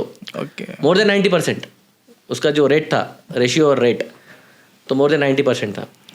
जब फिर MBBS में आए तो MBBS के कुछ मेंटर्स है, ठीक है। उसके बाद PG किया तो PG के टाइम पे doctor professor B Ramakrishna sir, वो सर ऐसे मिले मुझे जैसे मेरे फादर फिगर जैसे, कि उन्होंने किसी चीज़ के लिए रोका नहीं जी। मैंने इवन मेरे PG में भी मैंने स्पाइन सर्जरी किया है। अच्छा। He was always with us. Okay. Doctor Vikas आपको करना है आप कर दो, मैं तुम्हारे साथ में हूँ। मतलब हर चीज़ के लिए मोटिवेशन। और उस टाइम पे मैंने हर कॉन्फ्रेंस अटेंड किया है, नेशनल हो कहीं पे भी हो कॉन्फ्रेंस, आप जाइए, आप पढ़िए, सीखिए। तो उनका ये मोटिवेशन था। पहले 2 साल उन्होंने अच्छी तरह से मुझे मेरे से ये करवाया, अच्छा एक लेवल पे लेके जाके मुझे उन्होंने सर्जरी दिया हाथ में। और PG टाइम से मुझे सर्जरी मिला ओके लास्ट ईयर में, और विथ गुड सुपरविजन। मतलब सर का अच्छा सुपरविजन था और मोटिवेशन भी बहुत अच्छा था, प्रोफेसर B रामकृष्णा सर। उसके बाद में मैंने जब फेलोशिप किया जी, doctor K Sancheti hospital Pune, he is the only doctor in orthopaedics, he is a Padma Vibhushan, okay, Padma Shri, Padma Bhushan, उसके बाद पद्म विभूषण, उसके बाद एक ही रहता Bharat Ratna. So he is now I think 90 years old. Okay. So 90 years old आज के डेट में। मैं जब गया था वो 79 to 80 ईयर्स ओल्ड थे, अभी वो 90 प्लस होंगे मेरे हिसाब से। तो उस टाइम पे वो सर्जरी करते थे। तो जब फेलोशिप के लिए मैं और मेरे जो क्लासमेट्स हैं डॉक्टर K गोपीनाथ और आज वालिया सर, हम लोग फेलोशिप के लिए गए थे वहाँ पे जी। तो पहला दिन था हमारा, हम लोग सुबह सुबह गए। सुबह जाने के बाद rounds at around 5:45, right? So you should be available at 5:30 okay in the hospital in the morning. सो पहला दिन है तो हमने सोचा कि चलो भाई फर्स्ट डे में क्या करना है, 5:30 है, 5:40 को जाएंगे आराम से। उतने से जल्दी आता कौन है हॉस्पिटल के अंदर जी। जब हम लोग गए 5:30 5:45, 5 मिनट लेट हो गए हम लोग। तो सर एग्जैक्टली 5:30 आ गए, टाइम मैनेजमेंट बिल्कुल 5:30 आ गए, राउंड्स के लिए चले गए और we were behind them. Okay. हम 5:30 के जगह 5:45 पहुंच गए। तो 5:40 पहुंचने के बाद सर बोले 5 मिनट लेट, तुम हैदराबाद के नवाब हो, तुमको टाइम का कोई सेंस ही नहीं है, आपका सुबह मतलब दोपहर होता है। ये मुझे पता है, ऐसे सर ने बोला हमको। सर सॉरी सर, हमारे यहाँ पे मतलब 5:30 का 5:30 होता है, 5:45 मतलब 5:45 ही होता है। ऐसा नहीं कि 5:40 मतलब आपका सुबह 7-8 बज गया, ऐसा नहीं होता। तो ये जब मुझे समझ में आया कि इतना promptness at the age of 80, तो हम लोग शर्म आ रहा था हमको। We are just 30 years old and he was 80 years old, still he was very prompt. And फिर हम 2-3 दिन हो गए तो सुबह हम 6 o'clock से लेके रात को 6, 7, 8 तक रुकना हॉस्पिटल के अंदर में काम करना है। तो एक दिन हमने क्या किया, चलो भाई पुणे घूमेंगे। हमने क्या किया, 5 बजे हम लोग निकल गए, थोड़ा घूम के आएंगे, चलो भाई थक जाते सुबह से, कंटिन्यू वही चल रहा है। तो सर के भी कोई जासूस रहते हैं वहाँ पे ओटी के अंदर। उन्होंने सर को इन्फॉर्म कर दिया, सर बोले आपके बच्चे जल्दी चले गए ओटी से। तो फिर दूसरे से सर ने क्लास लिया हमारा जी। सर बोले सर क्यों जल्दी चले गए? बोला सर नहीं, सर ऐसा थोड़ा हम हिचकिचाए बोलने के लिए कि भाई क्या बोलना है अभी सर के सामने। तो सर ने एक ही बात उस टाइम में हमें बोला है जो मुझे अभी भी मतलब ऐसे मेरे ये करता है कि भाई ज़्यादा काम करने से कोई मरा है क्या? बोलता बताओ, कोई बहुत काम किया और वो मर गया, ऐसे कोई इंसान है क्या? बोले तो कभी भी ज़्यादा काम करने डरो मत, डू द हार्ड वर्क। आप हार्डवर्क करिए। ऐसा कभी आपने एग्जाम्पल नहीं सुना बोले कि ज़्यादा काम किया और मर गया, होता है। तो काम करने से कोई मरता नहीं बोले। तो ये सेंटेंस मेरे माइंड में इतना फिक्स बैठ गया। एक तो टाइम पंक्चुअलिटी, और बाकी एकेडमिक तो बहुत सारे सिखाए सर ने हमको, बट ये जो अपने लाइफ के जो जो दो चीज़ें हैं, तो काम करने से कोई मरता क्या भाई, और टाइम, ज़्यादा काम करने से। तो ये काम जब से माइंड में है, तो उनका जो इंस्ट्रक्शन आज भी हमारे माइंड में वो चलता है, ये दो चीज़ें। सही। और लोकल में देखा जाए तो गुरुवार Reddy sir, hmm, I am a fan of गुरुवार रेड्डी सर। एक्चुअली मैं सर्जरी भी करता हूँ सनशाइन, अभी वो किम्स बन गया गच्चीबौली का। जी। मैं आई थिंक जब इंस्टीट्यूट स्टार्ट हुआ गच्चीबौली का, पहले सनशाइन था सिकंदराबाद में, अभी है गच्चीबौली में भी है उनका एक ब्रांच, अभी जो अभी किम्स बना है, सनशाइन किम्स दोनों मिलके हैं। जी। तो सर मतलब सर का जो गेस्चर है जी। वो अल्टीमेट है, मतलब उसके बारे में तो कोई यही नहीं है। मैंने 2-3 बार मैंने खुद ऑब्जर्व किया है, अगर पेशेंट आ रहा है और सर जा रहे हैं लिफ्ट में, तो सर पहले पेशेंट को भेजते हैं। ओके। इवन एक बार तो मैं क्या किया कि मैं ओटी के बाहर खड़ा हूँ और मैं ड्रेस के लिए वेट कर रहा हूँ, सिस्टर सिस्टर बोल रहा हूँ, उधर से गुरुवार रेड्डी सर आ गए, अरे मैं ड्रेस लाता हूँ बोल के बोल रहे, इतने बड़े इंसान, अपन इतने छोटे सर्जन, इतने छोटे। तो सर ने मतलब वो दिल जीत लेते हैं। और जिस टाइम पे सर ने मुझे बोला कि भाई आपको हमारे हॉस्पिटल में आके करना है काम, तो सर ने ऐसा नहीं बोला कि मेरे हॉस्पिटल में आके काम करो, अरे वो तुम्हारा हॉस्पिटल है, आओ उस पर कभी। नहीं आओ और सर्जरी करो, ये मेरा हॉस्पिटल है, ये आपका हॉस्पिटल है, कम एंड डू सर्जरीज। ये उनका कन्वर्जेशन है मेरे साथ में, मतलब एक ही बार में सर दिल जीत लेते हैं। वैसे पूरा हैदराबाद में तो सर सबका दिल जीत चुके हैं गुरुवार रेड्डी सर। सही है। He is a nice gentleman and he is a nice human being I have ever seen in medical field. वो कभी किसी के बारे में कुछ बोलते नहीं है, वो हमेशा पॉजिटिव थिंकिंग और सबको इंकरेजमेंट। हमारे जैसे सर्जन को भी रिवीजन अभी वो एवरी ईयर SOAR बोल के लेते हैं, वो SOAR जी। जो कि उनका मतलब जो रिप्लेसमेंट नहीं कर पाते गरीब लोग हैं उनके लिए सर क्या करते हैं कि फ्री में सर्जरीज करवाते हैं सर। ओके। उनके ट्रस्ट के थ्रू बड़े बड़े सर्जरीज, जो रिवीजन सर्जरीज है, मतलब नी रिप्लेसमेंट किया है, हिप रिप्लेसमेंट किया है और उसको रिवीजन भी करना है, ओके। तो सर फ्री ऑफ कॉस्ट करते हैं लोगों का जून के फर्स्ट वीक में। जून के फिर। हाँ, और जो मतलब और सर ने उसका फीस भी नहीं रखा, जो सीखने वाले बच्चे आने वाले पूरा ऑल इंडिया से लोग आते हैं वहाँ पे। अच्छा, कहीं कहीं किम्स में ही? हाँ, किम्स में ही। अच्छा। किम्स में सर्जरी होते हैं और वो एवरी ईयर 500 से 1000 बच्चों को पढ़ाते हो। तो ये हमारे मतलब इनसे सीखने जैसे बहुत सारी चीज़ें मेंटर से, जी। और हर एक से सीखना चाहिए मैं बोलता हूँ। और बहुत सारे लास्ट नॉट द लिस्ट जो पेशेंट्स हैं जी, वो भी बहुत सारी चीज़ें सिखा के जाते हैं। वो तो तो सबसे बड़ा थैंक्स तो उनके लिए है कि भाई पेशेंट्स भी बहुत सारी चीज़ें सिखा के जाते हैं, नई नई चीज़ लेके हाँ, आते जो अपने पता नहीं है या जो उनसे भी अपने को सीखने को मिलता सही है। है। Patients are the best teacher ऐसे बोलता हूँ मैं। वो तो है। ठीक है, तो अल्टीमेटली सभी का शुक्रिया मुझे यहाँ पे बुलाने के लिए, स्पेशली एलिवेटेड टॉक्स के लिए, and all the best for you. Thank you. Thank you.